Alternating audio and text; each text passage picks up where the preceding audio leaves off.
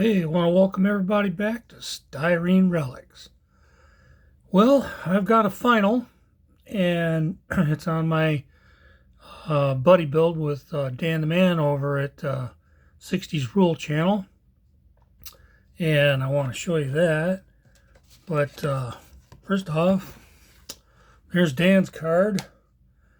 Boy, you guys need to get over there. He's got a lot of cool tips and different tricks that he uses and stuff, and he does a lot of really cool stuff, and I'm telling you, he's real modest when it comes to his paint jobs, but he has got some killer paint jobs. So go over there and check him out. And one paint job that sticks out in my mind is his Henry J. It was just plain black, but it had ribbon, different colors of ribbons painted in with it, is the best way to explain it. Super cool. It's one of my favorite builds of all time that he's got going on. All right. The build that we did was 57 Corvette MPC kit. A lot of folks are not fans of MPC kits, but gosh, guys, I'm telling you, it's got its quirks, but a lot of cool stuff. And I'll go through the quirks and different things. So if you ever run across this kit and you want to get it, just be aware of what's going on. So what I did was I painted this with Testors Starburst, I believe is what it's called. And somebody painted over the top of the... Well, anyway, it was Testors Extreme Lacquer. I think it's Starburst Silver or something like that. And so that's a nice color. It's got a bigger metal flake to it than I normally would use, but I wanted this one to stand out. Initially, I was going to use the decals that Dan gave me, and that was going to kind of tone it down a little bit with the metal flake. But man, they look so good, and I thought, man, they got to be, just on the money. So I went ahead and I cut them out. I cut the trunk lid decal and the hood decal, and I dropped them in the water and just disintegrated. I mean, I didn't see any cracks in them or nothing. They just decided to call it quits, and they gave up the ghost. And so there I was. So anyways, we decided not to put anything in it, or, decals on it. So let me do this.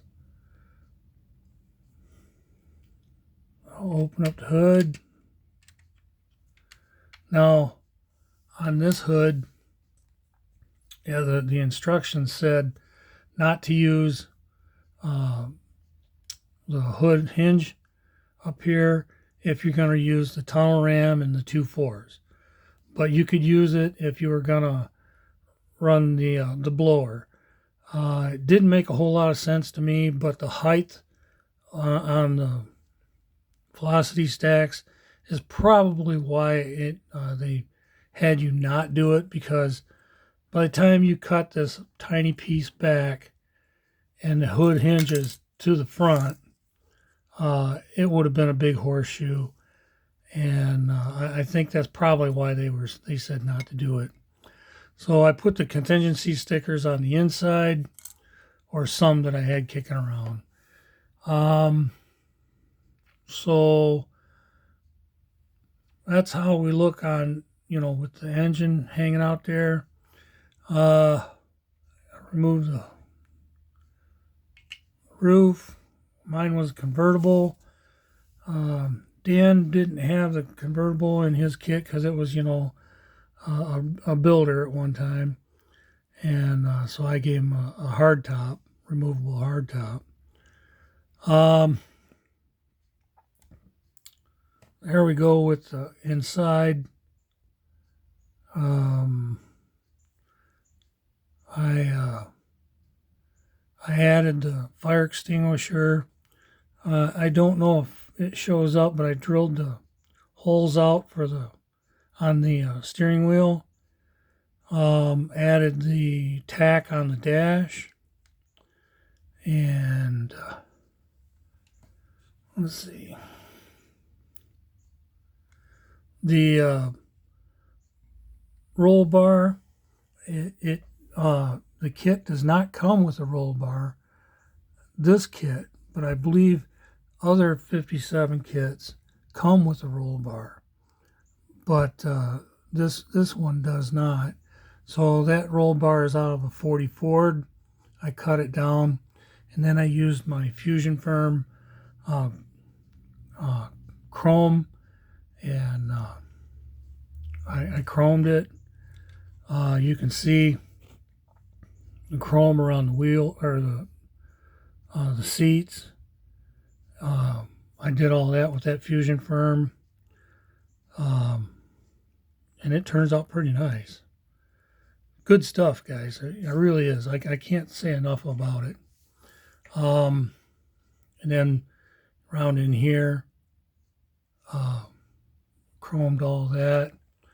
We chromed the emblems, front and back. And then, like I say, if nothing else, if absolutely nothing else, and you guys want to get some of that stuff, wherever you cut this chrome off, the chrome trees, it always leaves a little white piece. And then you got to paint it. And that chrome stuff is perfect for that. You just can't ask for anything better.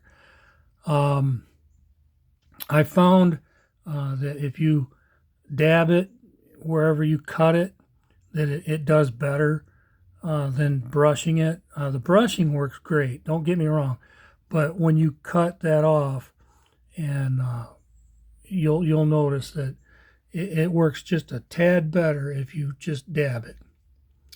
That's what I did. I took my brush, a tiny brush that I had, and I hit these right here with it, and just enough, man. It's just enough that it makes it pop. Another thing that I did was I white lettered the tires on it. What I took was a pencil eraser, end of a pencil, and I put my paint on the end of it. Let it tack up a little bit, and then I just touched it. These were pretty pronounced, so it was an easy thing to do. The windshield hangs down and goes down between the dash and the body, supposedly. That was my biggest issue with this kit. Well, not the biggest one, but it was right there. Man, I ended up taking my Dremel and I just sanded down the hood till it was flush with the bottom of the chrome around the windshield, and then I made my glue and put it in there. Just terrible. I mean, it was a really bad fit. Get you up a little closer here. Engine compartment. What I did here was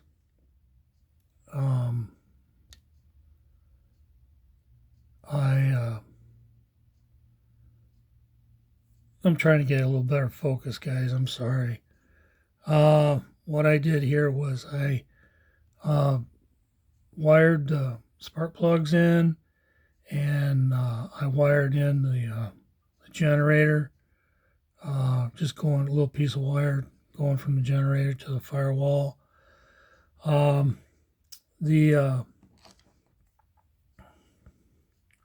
radiator hose here, that's from, oh goodness, that's from these guys, MSC Model Products. I've had that kicking around for a long time. I'm sorry I dropped the thing here. I'm bouncing you guys around. I know Dan sells these, or he's pushing these. I am too. You cannot go with you cannot go bad with this distributor. This is a great setup. I use these all the time, and you guys need to jump in on it too. If you haven't used them, you got to really try. Another thing that I did was on this side, I put a gas line in for both carbs, and then the coil was a piece of copper that I had. I cut it down and put it on the firewall. And that worked out real good for me on that. Kind of looks like, I don't know if you guys remember, you'd take a Coors can and wrap it around your coil and stick it on. I know I did. The undercarriage on mine is pretty good. Again, I had the same problem as Dan the Man. My wishbone up here was broken in 3 places. I tried to mend it, and it just wasn't happening. So I went ahead and I got these bars out. They worked out really good for me on that. I did not run the street exhaust. I thought maybe I would just leave it as a strip car. So yeah, it worked out pretty good there. The shocks, all 4 corners, you can get one side in, but you're not going to get both sides to go in where they want to go.